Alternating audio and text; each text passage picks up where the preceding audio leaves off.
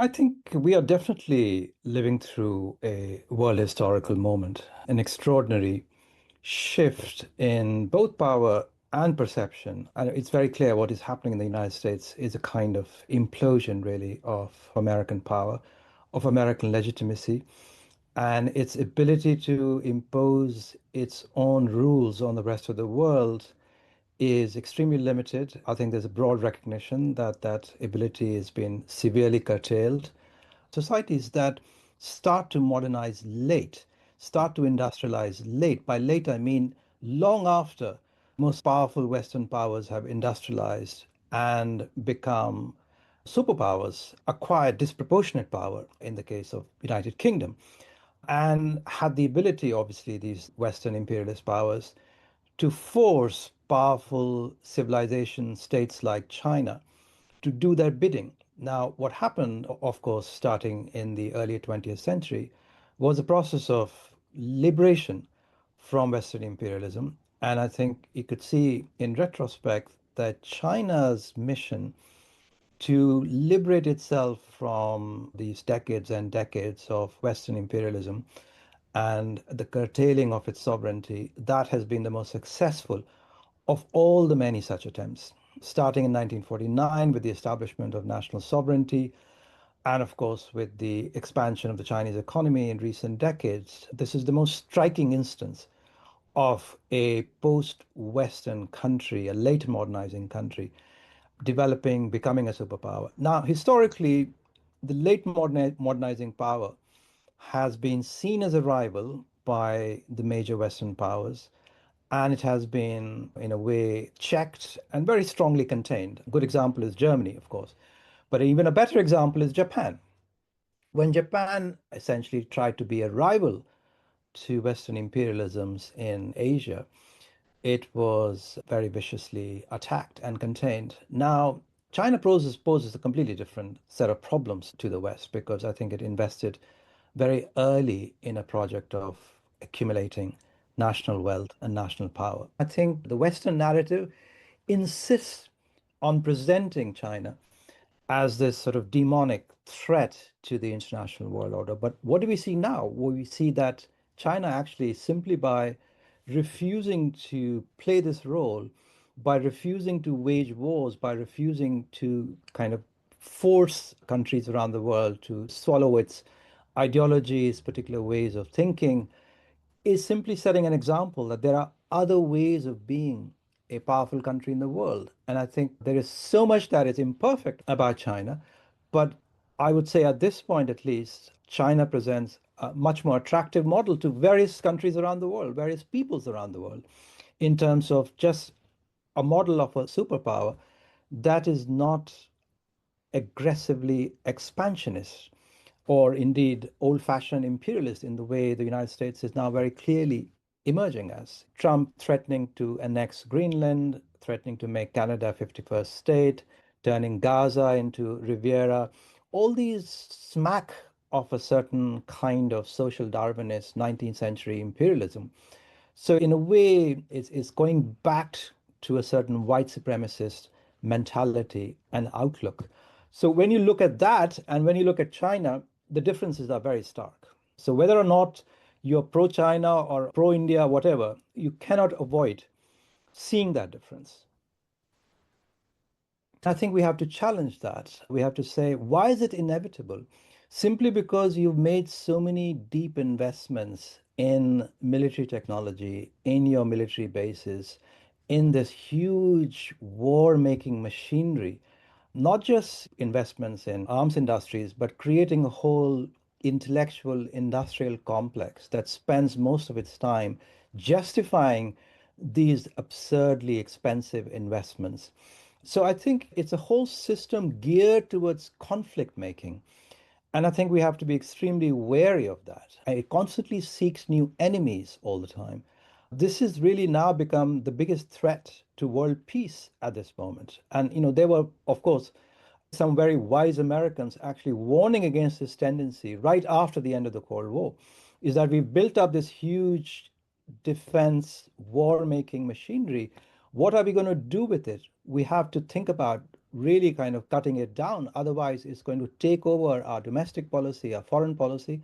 And this is something President Eisenhower said, and that is precisely what has happened. So we're constantly invited to think about places like China as military threats that has to be contained, that has to be sort of cornered, that has to be surrounded. So you have Quad, you have all these alliances and organizations. It's a kind of madness. It really is a kind of madness. And again, there are continuities there between the Biden administrations and the Trump administrations. We should not think of the Trump administration as any kind of aberration in this regard. There's a very profound bipartisan investment in this idea of conflict being inevitable and having to prepare for this conflict. China sees the root cause of conflict often in poverty and inequality. And China has a good economic relations, the biggest market and investor in many countries. And that's why China can play the role of a mediator. For example, China can bring Iran and Saudi Arabia in the same forum. China can shake hands with both Cambodia and Thailand and help to mediate their border conflict. China advocates equal partnerships and joint advancement. So often there is no strings attached about democracy, about you have to open up your capital account or release your currency. And there are no lectures about feminism, as Africans complain.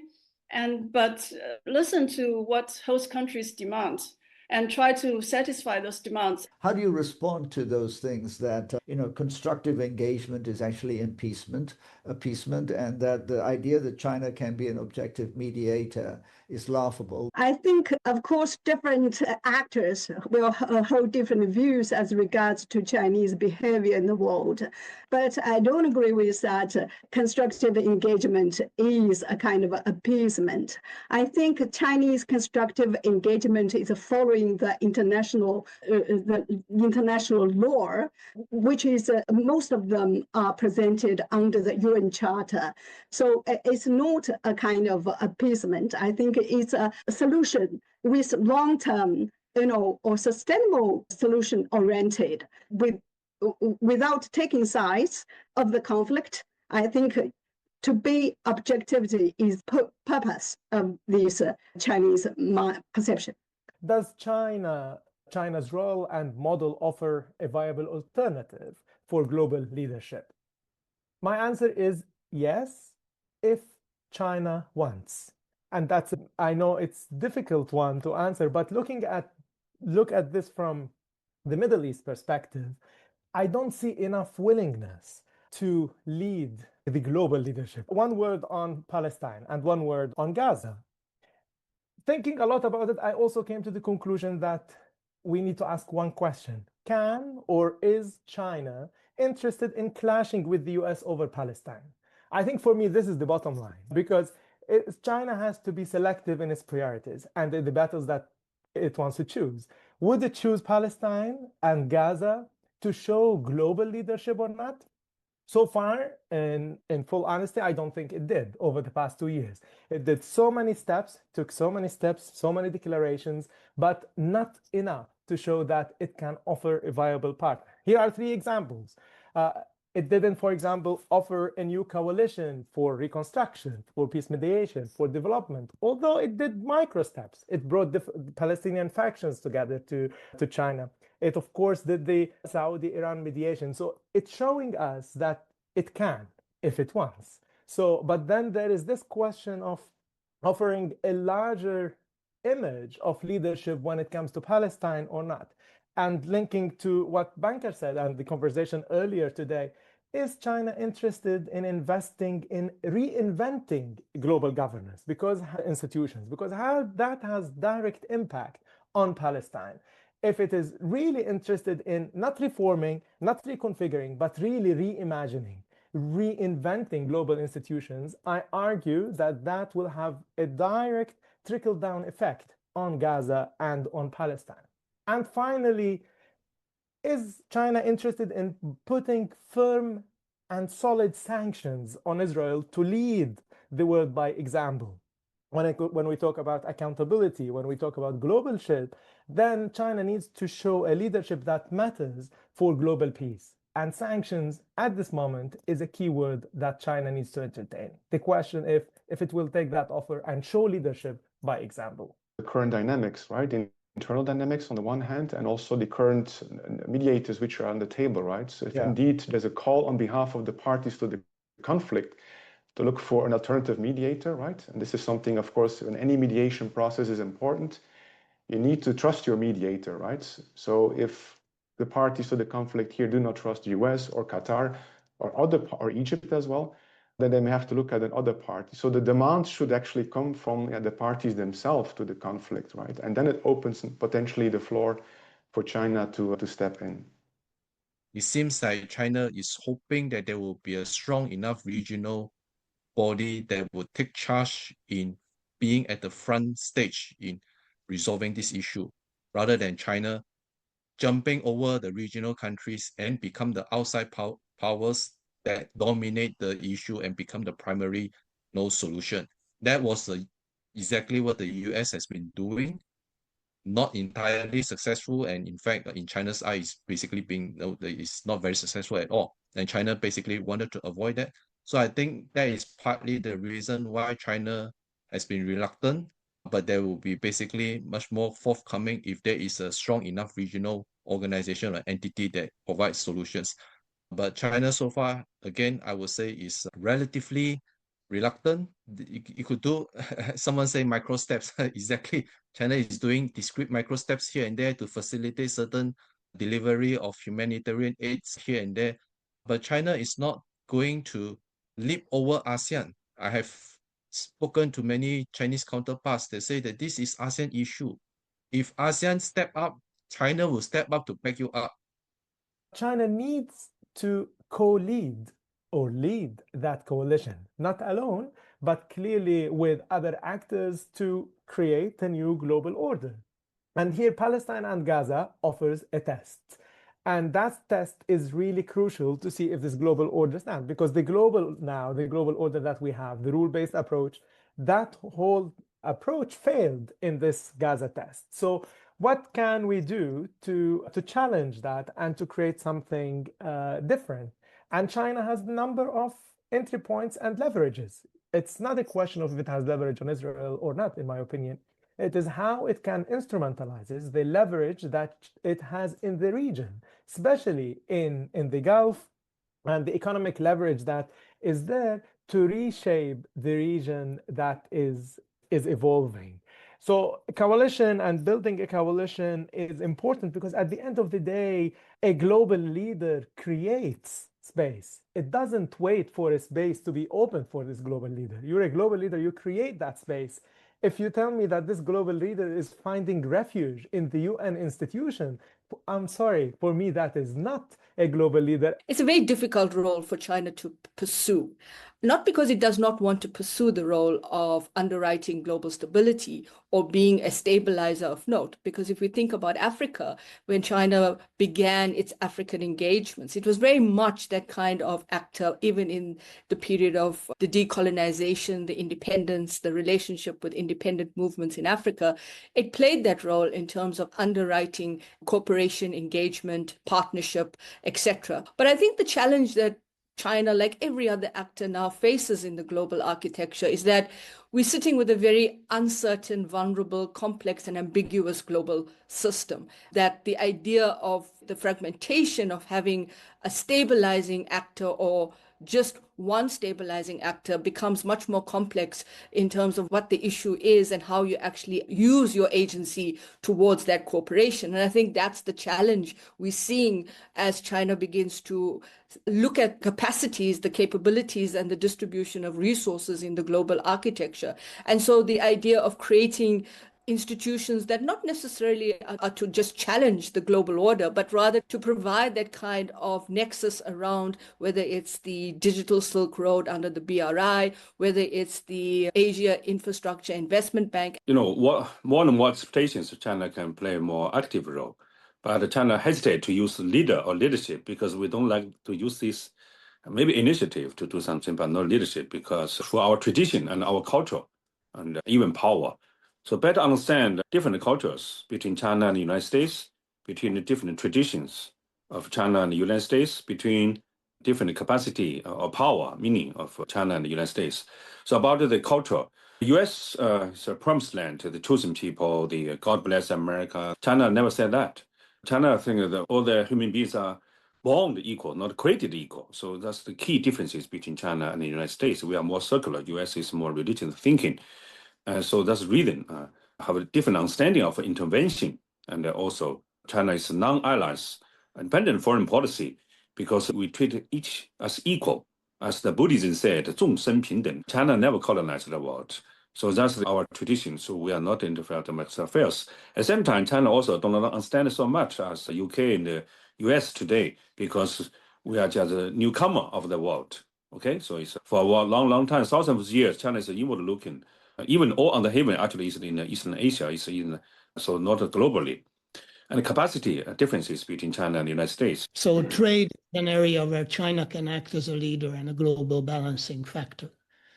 Another area that I'd like to bring in is the global climate change and greenhouse gas emissions. China by far is the biggest emitter year by year of greenhouse gases, and it is catching up even in terms of cumulative emissions to other countries.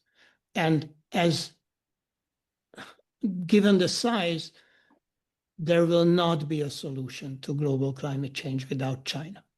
So this is another example where the risk of not taking action by China is actually far bigger than the risk of taking action. And I know China is doing a lot on renewables. It could do more in terms of offering technology of these renewables to African countries, for example, and enabling them financially to achieve them. China could stop building coal power plants in China and throughout the world.